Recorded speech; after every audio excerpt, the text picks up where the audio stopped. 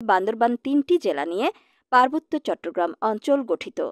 এ ৩টি জেলার মোট আয়তন ১৩,২৯৫ বর্গ কিলোমিটার। ২০২২ সালের সরকারি জনশুমারি অনুযায়ী ৩ পার্বত্য জেলা খাগড়াছড়ি, রাঙামাটি এবং বান্দরবান জেলার মোট জনসংখ্যা দাঁড়িয়েছে ১৮,৪২,৮১৫ জনে। এর মধ্যে বাঙালি ৯,২২,৫৯৮ জন, যা এখানকার মোট জনসংখ্যার ৫০.০৬%।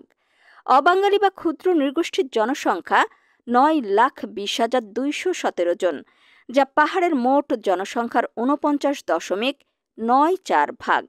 বাঙালি ও অবাঙালি বা ক্ষুদ্র নৃগোষ্ঠীর জীবনমান উন্নয়নে গঠিত এই গুরুত্বপূর্ণ মন্ত্রণালয়ের জন্য বাজেট বাড়ানো হবে এমনটাই আশা করেছিল পার্বত্যবাসী। কিন্তু তার পরিবর্তে এবারের বাজেটে বরাদ্দ কমানোয় অন্তর্বর্তী সরকারের প্রতি হতাশ হয়েছেন তারা।